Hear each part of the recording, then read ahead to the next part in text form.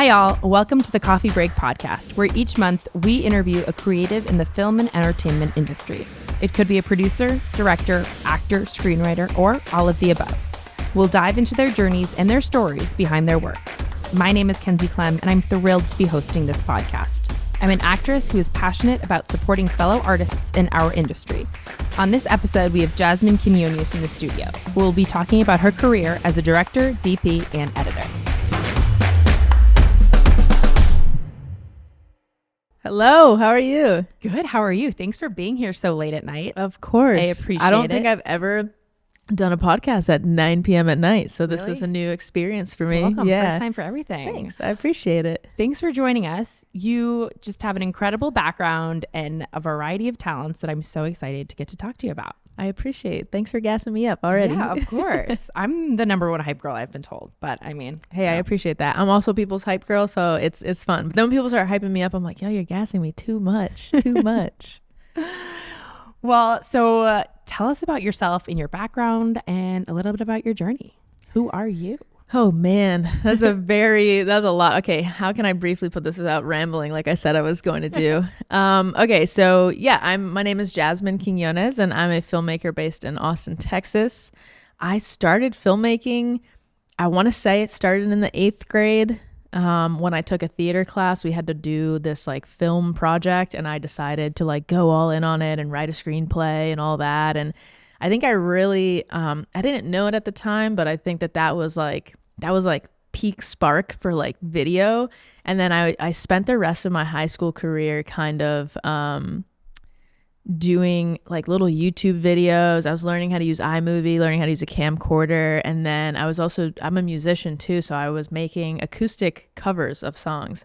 And so I was filming them and I was learning how to like splice together the audio with the video and all that. So I'd make a ton of YouTube videos. And then like when I graduated from high school, I went to college and, you know, you go to college and I don't know, back like when I went to college, which was not that long ago, it was, I started in, my freshman year was 2013. So, but at the time, like video still wasn't like a hugely recognized thing to like make a ton of money yet. And so my parents were very much like, oh, go to college for like a health degree or a business degree. And like, so I went to college with that mentality of like, okay, I got to do this and this to get a degree and get a job that pays money. And I wasn't really paying attention to the fact that like I've been creative my entire life. So maybe creativity as a career is something that I could do, but I didn't really get that push until the end of my college career where I finally was like, let me stop trying to play myself and think that I'm someone who could do a health degree or anything like that. I just wasn't good at that stuff. So I remember watching a Justin Bieber video. I think I told this to you over the phone. You did. But I watched a Justin Bieber music video and I really loved how it was shot and edited. It had like editing techniques in it that I had like never seen before. And I was like, whoa, I want to learn how to do this. So then I went to a rabbit hole. I think it was junior or senior year of college. I went to a rabbit hole, started my filmmaking journey, and have been pretty much self-taught through like YouTube.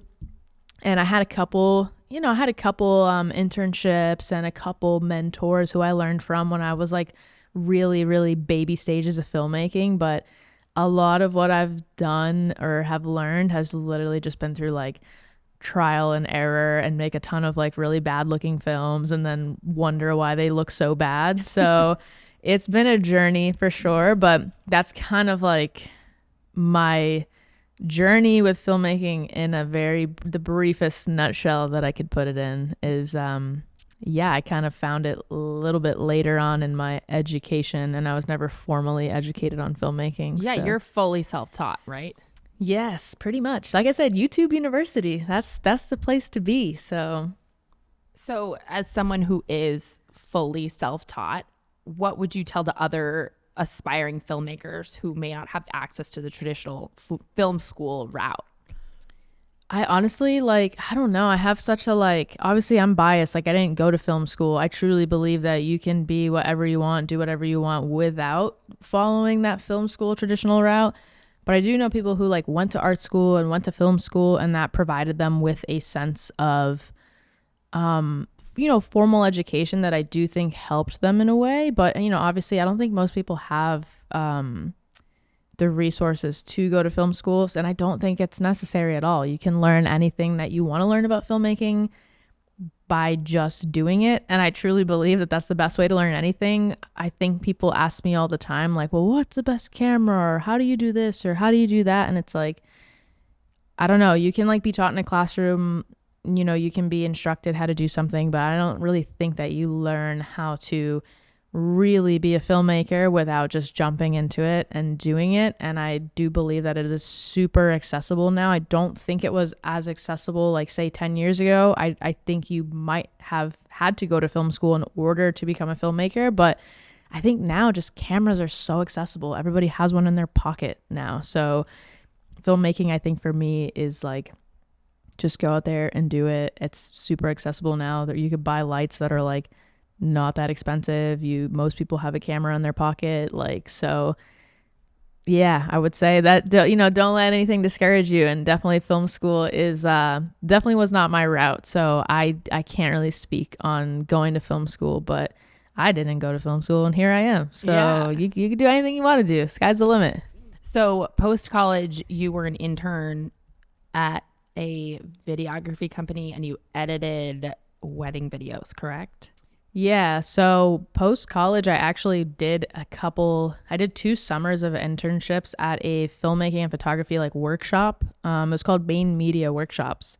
So I did, I was an editing intern my first summer, and then I was a media producer the second summer. In between those summers, I was a wedding video editor. So that was like my first year out of college. And I took a job at a wedding video company because I was like, I had learned primarily how to edit. I learned how to edit first before I learned how to like actually film well. But I think I learned them simultaneously enough that like filming and editing went hand in hand for me. But yeah, I did like a wedding video editing job for like 9 months. I didn't last a full year because it was I was really excited about it. Like I was so excited that I got a job like in the industry of filmmaking and editing. And I do think that it helped me learn more editing techniques. And it also helped me, I was sent out to actually film weddings as well. So it did help me learn a little bit about like how to film weddings and gear and composition and whatnot. But I very quickly realized that I was like, I cannot sit in an office and just like edit like 3 wedding videos a day. Like it was ridiculous. Like I was just like, this is not fun. And my office like didn't have windows either. So I would like go into work and then I would not see the sun all day. And then I would leave work and I would just not see the sun at all. So yeah, I very quickly realized that that was not for me. So it was 9 months into that job and I was like, I think I'm going to freelance. And I just started freelancing. Very naive me at age I was like 23, I think. Yeah, I think that's what you mentioned to me. I was like 23 and I was like, you know what? Maybe I'll just freelance. Who cares? I lived with my parents at the time too. So it wasn't like, oh, I'm just going to jump into freelance with like no savings and like I had to pay rent. So I did have the privilege of like, I still lived with my parents at that time because I was like a year or 2 out of college. So I had the flexibility to be like, who cares? I'm just going to freelance. I'm going to make it work. And I've been freelance ever since. So let's talk about that transition from freelance. Then you moved to Austin. You got connected with Fujifilm. Will you just chat a little bit about that process? Yeah, definitely. I mean, getting connected with Fujifilm definitely took some years, but I moved to Austin. I actually moved to Austin with an ex of mine, and the point of moving to Austin was to live together and like be closer together because we were in a long distance relationship. So, and also we both were creative, so we were like, oh, Austin's a creative city, and I wanted to move somewhere new, so that's why I ended up moving. And when I moved to Austin, I was still completely freelance. I decided I was like just gonna move to Austin and just like, I was like, I didn't get a part-time job or anything. I was like, I'm just going to go and I'm going to make it work. Again, me being like young, I was like 23, 24. And I was like, who cares? Like, I'm going to figure it out. So I went to Austin and obviously like, this was in 2019. And again, I did have a little bit of a safety net because I lived with a partner of mine at the time. We were splitting the rent. The whole rent wasn't totally on me. So I did have a little bit of like a cushion to do that. But I started freelancing when I got here, went to a lot of like networking events, met a lot of people. And the way I didn't get connected with Fujifilm until 2021. So I moved to Austin in 2019, got connected with Fujifilm in 2021. And the reason why I got connected with Fujifilm was because, sorry, I'm like, I need to like swallow. Hold on. I drank coffee and I'm like, oh my goodness.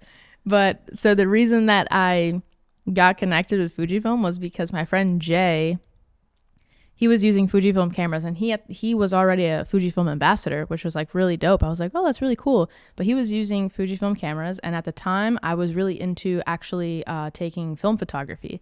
So I had a few film cameras, and I was really into film photography at the time, and I'm still into film photography. But I saw him use the Fujifilm cameras, and I was like, oh, I really love how they're so reminiscent of actual film cameras, like the dials on them and like the way that they looked. I was like, that's really cool. Like, I want to look more into using Fujifilm cameras. So I started looking into, I was using Sony at the time, and that was like my dream camera at one point. But then I was like, let me try something new. Like, let me try a Fujifilm. So I got a Fujifilm X-T4, and I got rid of my Sony A7S2. And I was like, let me do the Fujifilm X-T4. Started using that camera and started making videos with that camera, and I really liked it. And Jay, who was my friend who was using Fujifilm, he actually he sent my name out to the director of marketing at Fujifilm, because he was like, hey, I know you guys are trying to push more video stuff. You know, my friend Jasmine is using the cameras for video purposes, so just check her out. Which was very sweet of him, very generous of him. I love that about the Austin community, you know, that he put my name in a really big room, you know, with someone who was really important. And that meant a lot to me. So yeah, he gave my name to the director of marketing, whose name is Stacy. And Stacy called me like out of the blue, like I think like a week after that or something like that. Or she emailed me and she was like, oh my God, I love your work, blah, blah, blah. It's like, can we get on a phone call? Then she calls me and she's like, oh my God, I love your work. Like, I don't know how we're going to collaborate yet, but like, I'm going to find something for us to collaborate on. And I was like, are you serious? I was like, that's crazy. And I was like really excited. And I was like, oh my God, like this is insane. Like, of course I want to collaborate. So it didn't take too long after that. That was summer 2021. And then like 2 weeks later, Stacy calls me back and is like, hey, I have an opportunity for you. I want you to be a mentor for this gig that we have in New York City. Like, there's going to be a couple film students, and we think you'd be a really good mentor because you're like in the thick of it right now. Like, you're relatable to them because you're in the thick of making a film career for yourself. And I was like, okay, sure. Like, I'll say yes to anything. So I'm like, yeah, I'll go. So I went and I did the whole mentoring gig. It was really rewarding, really fulfilling for me. And I guess I made a good enough impression on them that they really liked me, and they really liked that I was continuing to use their cameras. And at the end of 2021, I get a phone call over Christmas break, and it's Stacy again. And she's like, hey, we have a new camera coming out in spring. And it's video. It has a lot of video features to it. So we think that you'd be a really good candidate to pitch something. Do you want to pitch a project for this camera campaign? And I was like, what? I was like, excuse me? So I got the opportunity to pitch a film, and that film was Push. So yeah, I always knew I wanted to make a film about skateboarding because I grew up skateboarding, and I had this whole story of like, I grew up skateboarding and then I quit and then I found it again in my later 20s. So I basically wrote a film about that kind of journey, and I pitched it to them, and they were like, we love this. And then they gave me money to do the damn film. And it was crazy. And then March of 2022, I filmed Push. I spent like 2 months planning it. Like, I pitched it February 2022, and then spent like a month and a half like planning it, the pre-pro, getting the budget approved and stuff like that. And then Fujifilm was like, we love this, like, let's run it. And so we filmed my first actual short film with Fujifilm, which is very crazy to say. I don't think most people can say that their first short film was with a major camera brand. So that I feel very blessed that was my experience. But yeah, it was really, really cool. Yeah. To go off of pitching, you had mentioned when we chatted also pitching your ideas to personal brands.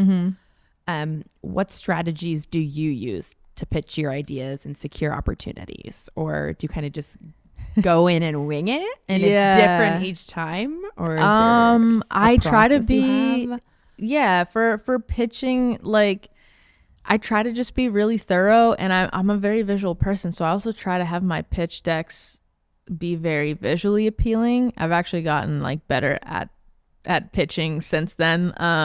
When I first pitched Fujifilm, the Push project, I actually didn't even send them a deck, which is hilarious because usually like you send them a director's treatment and it's in the form of a deck. And I was like, a pitch deck? I was like, I don't know what that is. I'm just going to make them a Millinote board.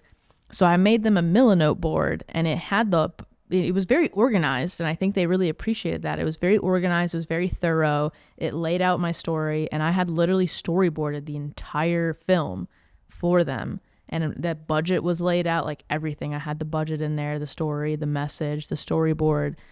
Everything was laid out. Basically, the film was made on paper. And I sent them that was my pitch deck, and I sent them that Millinote board, and they were like, wow, this is amazing. Like, we can really see the film. And I'm like, yeah, well, because I storyboarded the entire film for you already. But they really appreciated that, and they were like, oh my God, this is really great. Like, and so they took the Millinote, and I didn't even have to send them a pitch deck, which is what usually happens is you send a pitch deck.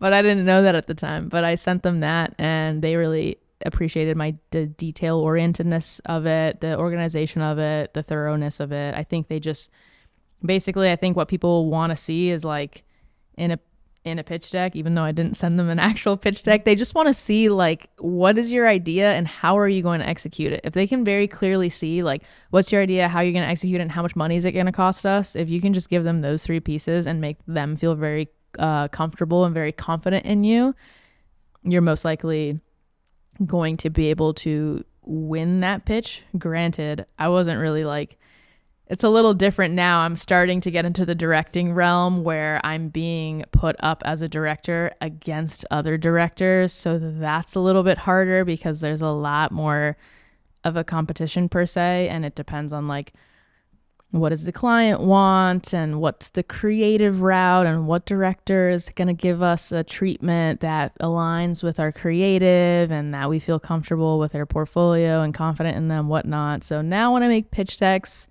I really just try to make them super pretty. I do make them in a pitch deck format now. So I have learned, I make them in a pitch deck format. Again, I'm very visual. So I just make sure that they're very pretty. I have gotten a lot better at making them very just like super pretty. I think people who have a background in graphic design have a leg up when it comes to making pitch decks. Because honestly, if you make a pitch deck that's just like, not only is the information laid out really well and really organized, but it just like looks very visually, it's very on brand with the video that you're gonna be creating, like the actual deck itself, down to like the font that you choose for the deck, the colors you choose for the deck, the pictures you use for the deck. Like if you have that all on lock and it matches the video vision that they have, like you have a pretty good chance at like winning that pitch. But again, there's a lot of factors that go into it, but that's my route now. Like make it pretty, make it thorough, but also not super thorough that they're reading this like long chunk of text on a slide,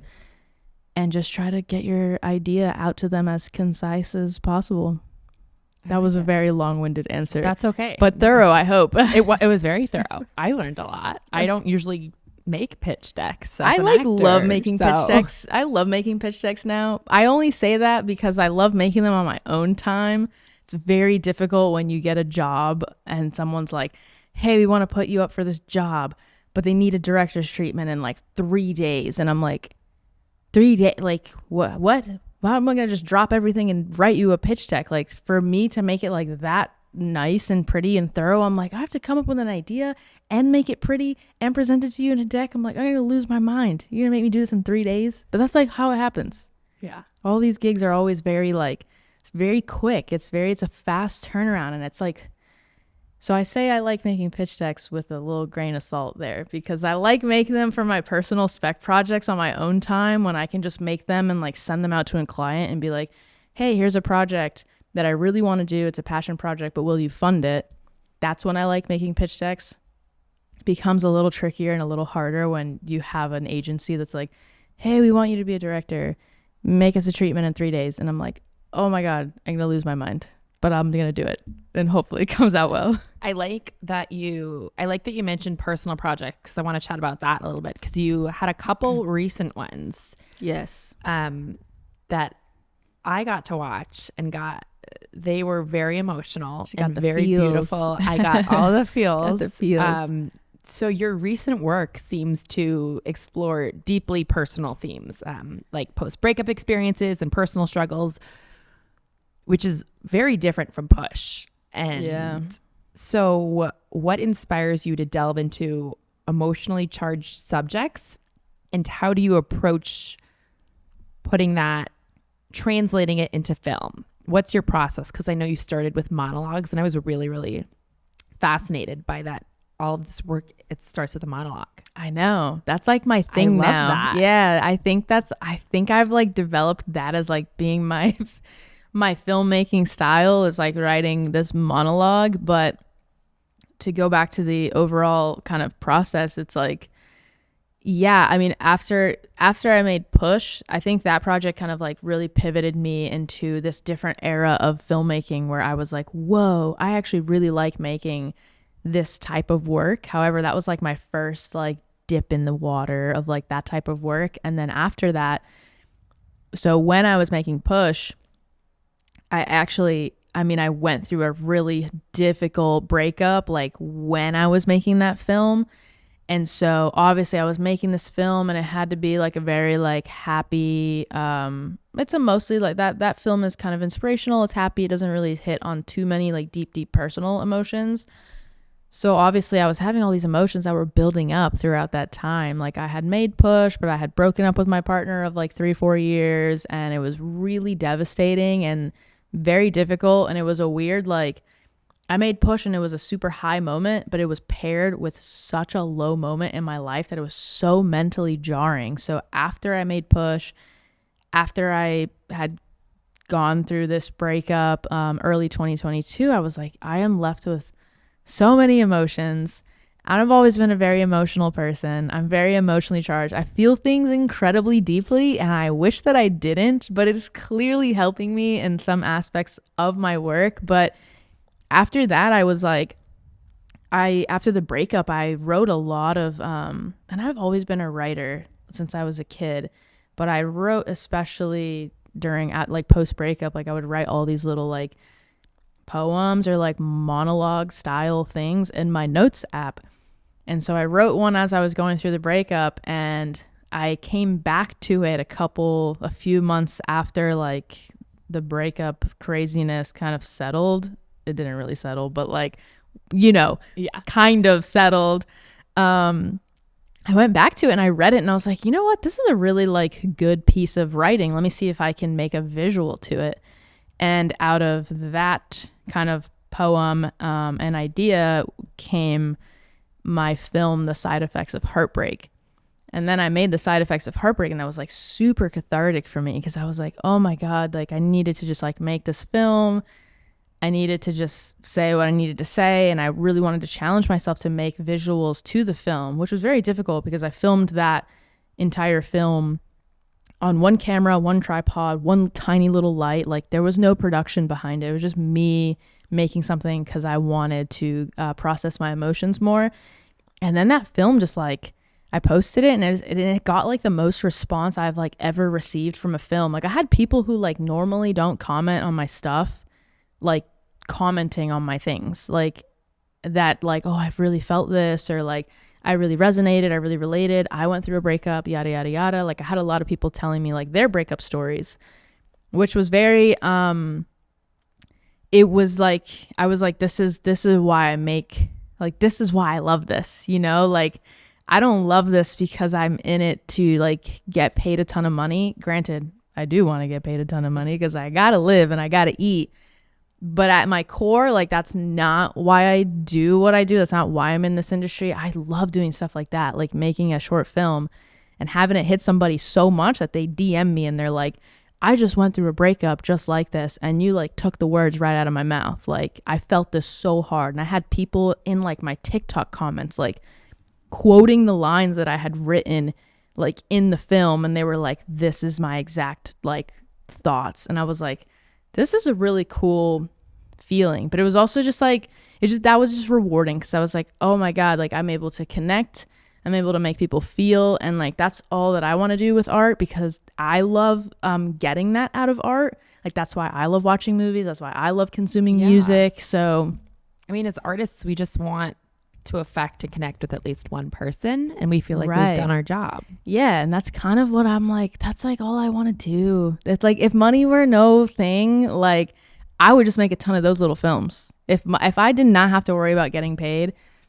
I'd just make a ton of little short films like that for the rest of my life, because that was it was creatively challenging, creatively stimulating, but it was just so cathartic, and I loved that I was able to connect with the people that were messaging me afterwards. And it really showed me like the power of storytelling and the power of being very vulnerable online. I think is something that I very much value. I very much value like being as transparent as I can be online. Granted, there's a line, like how much do you really want to share about yourself online? But I do like being as transparent as I can be on the internet, because I think it has gotten me the most connection with people. And that's what makes me super happy, is like the connecting with people.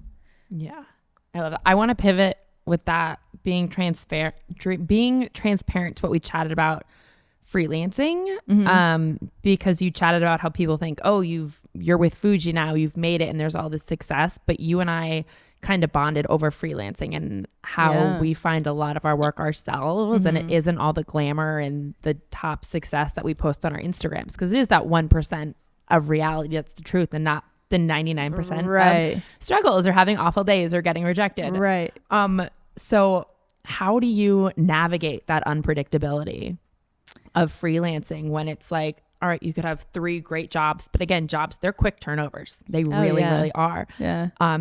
And how do you maintain that motivation? I don't. I know, that's the problem. No, I hard. make films like the one that I made about being super depressed. That's what I do. I literally, I have, that's such a strong example of, right now we're in February, and all of January I got one paid job, and it was under $1,000.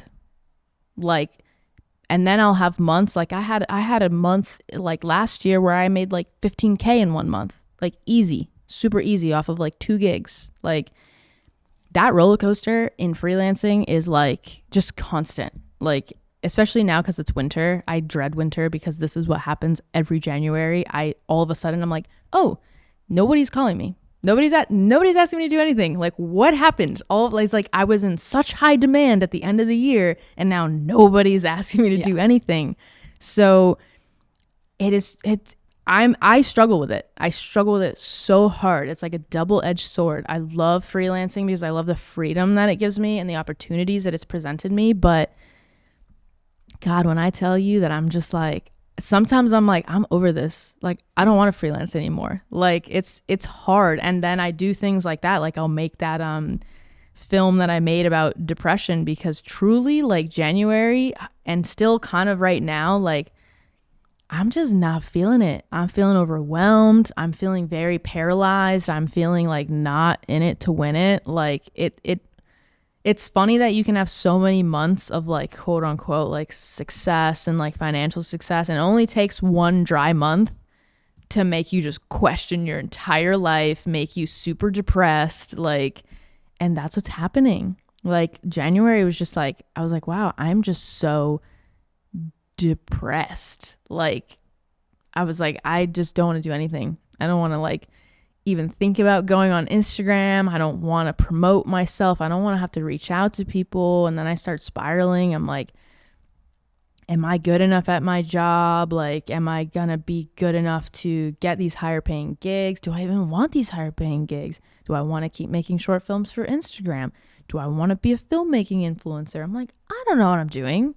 Yeah. I'm just like, and I think that's the thing. It's like, yeah, this freelancing stuff, it's definitely rewarding and I'm grateful for it. And I don't want to act like I'm not grateful for like all of the very, very awesome opportunities that it's given me. But yeah, it's not easy. And just because, and I think people can look at my page or like, you know, they look at my page and I'm like, well, you make such crazy like work and you're working with Fujifilm and blah, blah, blah, That's blah, what blah. I wanted to shed light on is there's so much. Right. And I'm like, just behind because I do something with Fujifilm doesn't mean that my career is like just constantly like that. It doesn't mean that I'm getting a job from Fujifilm or brands that are on Fujifilm level every other week. That's not how it is. Like, unfortunately. And I had that mentality too, that I was like, well, once I start working with bigger brands, like I'm good. I'm chilling. And I'm like, now I'm in a position where I'm like, oh, I'm working with bigger brands and I'm like still not like, it's not like I'm making a ton of money. I'm making a comfortable living. Like, don't get me wrong. But like I just said, I just had a completely dry January and not a great, dry January and not the great financial way. So, you know, it's, I never want people to think like we're all comparing ourselves every minute of every day. We're like, well, that person got to work with Nike. Dang, they must be doing something right and I'm doing something wrong. And I'm like, okay, well, that person might have worked with Nike, but you don't know. Maybe they went home and cried themselves to sleep afterwards. Like, you just don't know. So Yes. there's too many layers. And I think that I really do want to be more I want to be as transparent about this kind of thing as I can be, because I don't want people to look at my stuff and be like, oh my God, she's got this perfect filmmaking career and this perfect life. And I'm like, no, dude, like all these highs that you're seeing, they come with just as many, just terrible lows, just horrendous lows. I mean, that's what I want. This podcast, I want it to be about people. I want it to be about people's journeys and the reality and what you don't see on social media and Instagram about how it is a different path for everybody. Right. And the comparison game is so hard, especially nowadays where everything is online. Everyone is seeing everything, but you're only seeing that 0.1% of someone's life. Right. And not the 99%. And I try to be the person that contributes my other 99%, which is why I like making films like I did make. Like, I was like, yeah, you can go to my page and see that I work for Fujifilm, but I also just put out a short film about how I'm totally depressed and I'm sitting in my living room and I can't do anything. Like, this is just a reality. And I also put out a recap video too that I put out like a 2023 recap video, and I was kind of trying to hit on that notion too, that like there are so many beautiful moments in my life that I've experienced over the last 2 years, but it's also been like some of the hardest 2 years of my life that I've ever experienced. So, you know, trying to paint this picture and especially trying to contribute to this social media culture that like, I don't want to just put highlights on my page. Like, I don't want to ever be in a position where somebody looks at my stuff and is like, and feels like shit about themselves. You know what I mean? Like, 100%. I don't want people to look at my stuff and feel like shit about themselves because they're not where I'm at. So I really try hard to like, I do want to celebrate my wins and I want to celebrate my successes, but I want to try to also remind people and show people that I'm like, yo, I am struggling just as much as you are. And I think this misconception that people have is that the bigger you get, the bigger brands you work with, the more money you make, like the smaller your problems become. And I'm like, I think it's the opposite. I think your problems just become bigger. And I'm like, I'm just starting to realize, and I'm like, what do I want out of this life? Because I feel like I do keep moving up in my career, but like I still just keep accumulating problems. Like, it's not like my problems go away. Like, I just keep accumulating more problems. So I'm like, I don't know. Now this is going into like the meaning of life and stuff. So I don't know. Okay, let's see. so we chatted about how your work is changing. And then when we were talking the other day, you also mentioned your interest in sports and fitness. Mm-hmm. How do you envision incorporating these elements into your future projects, and what unique storytelling opportunities do you see in this genre? Yeah, I really just want to so I have this like short film realm of myself where I make all these short films about like, you know, the kind of struggle that you have with yourself, and also just like external things that you experience. Like I love the study of like just human emotion and how we cope and how we react and how we experience things. So I love telling stories about that, and I think my short films have really shown that. But I do also really love sports and fitness commercials. I'm trying to find a way to mesh the two where I can make a really visually pretty and